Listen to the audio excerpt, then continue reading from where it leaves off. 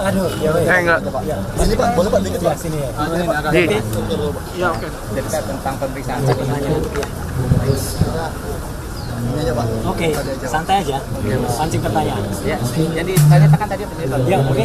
Boleh Pak, ini terkait dengan pemeriksaan hari ini atau klarifikasi hari ini. Ya, jadi alhamdulillah sebagai warga negara yang baik dan didampingi oleh sahabat-sahabat semuanya, saya tadi menjalani klarifikasi, undangan klarifikasi yang pertama pada hari ini Kamis ya 15 Mei 2025 dengan surat yang memang sudah saya terima baik secara fisik maupun secara elektronik ya, jadi saya harus datang.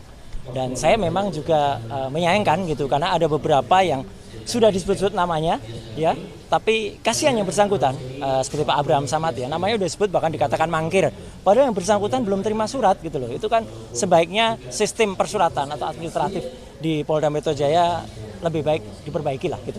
Jangan sampai kemudian mengorbankan teman-teman yang sudah disebut-sebut tapi ternyata belum ada, termasuk juga Bang Resmon ya, sudah disebut-sebut tapi ternyata belum ada suratnya. Nah, jadi klarifikasi saya tadi alhamdulillah berjalan cukup lancar dari jam 10 sampai dengan ini di break jam 12. Saya apresiasi kepada Polda Metro ya karena memberikan kita kesempatan yang sangat baik untuk melakukan sholat zuhur bersama-sama, dan saya tadi bisa ikut di sini dan juga nanti kita diberikan waktu untuk kemudian lunch gitu.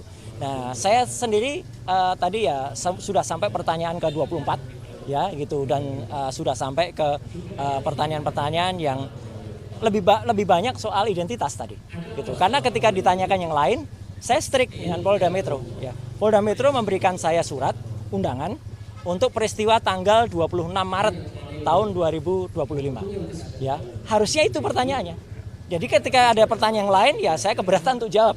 Itu hak loh ya. Hak warga negara sesuai dengan Undang-Undang Dasar 1945, itu hak yang paling hati untuk kita menyampaikan apakah undangan atau pertanyaan itu sesuai dengan enggak. Ketika pertanyaannya tidak sesuai dengan suratnya ya kita harus menyatakan keberatan. Yang kedua adalah lucu, dalam undangan itu tidak ada juga siapa terlapornya. Padahal kan sudah disebut-sebut di mana-mana sudah ember tuh ya. Lawyernya mengatakan terlapornya adalah ini. Tapi dalam surat itu nggak ada. Jadi kalau dalam surat itu nggak ada ya kita nggak wajib gitu melakukan klarifikasi.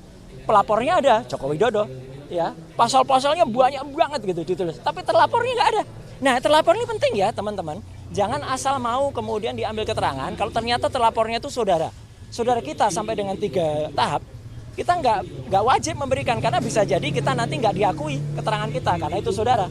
Apalagi yang terlapor itu misalnya kita sendiri ya. Jadi kita nggak usah ngasih jawaban karena kita berhak untuk diam, berhak untuk tidak memberikan keterangan kalau memang itu tidak tertulis. Jadi terlapornya tidak ada.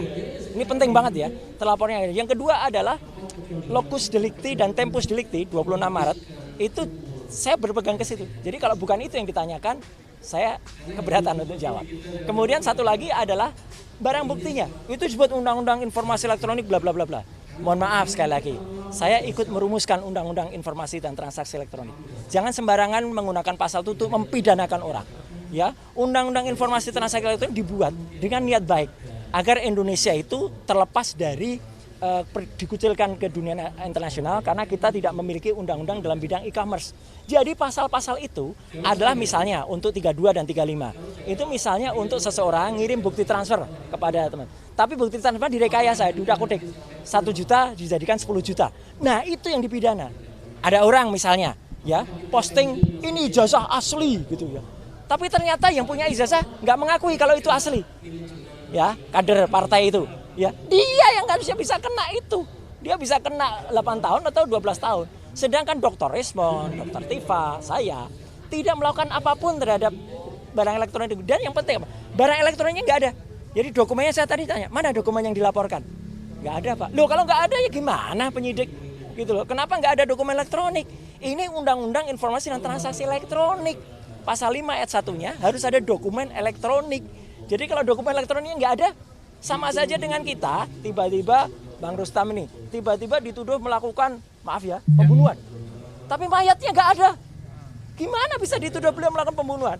Bahkan kalaupun ada mayatnya diperiksa dulu, diforensik dulu. Benarkah mayat itu terbunuh atau dibunuh? Kalau Bang Rosman tiba-tiba ngaku aja oh iya saya mau, ya kasihan beliau dong. Jadi saya ngajak teman-teman untuk lebih berpikir ya, termasuk juga penyidik ya.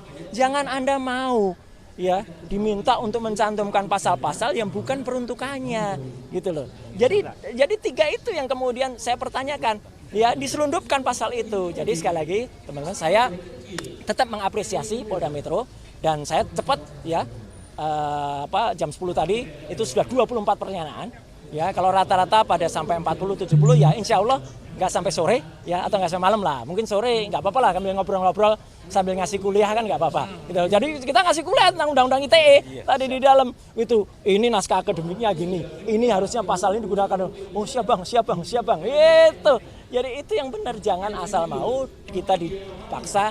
Orang itu harus tahu hukum, tapi jangan sampai orang itu kemudian dipaksa untuk menjalankan hukum yang tidak pada semestinya. Itu saya kira. Pak Roy, ini kan tadi kan juga disebutkan di tanggal 26. Sebenarnya apa sih yang terjadi? Karena kan sebelumnya kemarin Pak Michael juga sempat ditanyakan tanggal 26 itu apa sebenarnya yang terjadi, Pak? Saya tidak berhak menjawab tanggal 26 itu apa. Nanti saya dikira ST. Yang jelas tanggal 26 itu saya sedang melaksanakan buka bersama ya di rumah makan Oma apa gitu ya. Itu kegiatan saya. Ya, yang lainnya saya nggak tahu, silahkan penyidik tahu. Yang jelas saya tanggal 26 itu kita lagi buka bersama dengan komunitas otomotif saya. Itu di rumah makan di daerah Kemang. Silahkan diperiksa di situ. Kalau ada CCTV saya cek di situ. Tapi perkara apa yang terjadi, silahkan ditanyakan ke yang lain yang tahu. Saya keberatan untuk menjebak teman-teman yang lain. Nggak boleh juga kita. Kita tuh di situ diajak jujur tapi juga harus cerdas. Jangan kita jujur tapi malah nyeret-nyeret yang lain. Gitu loh. Ya, jadi saya juga ajak jujur ke kepolisian.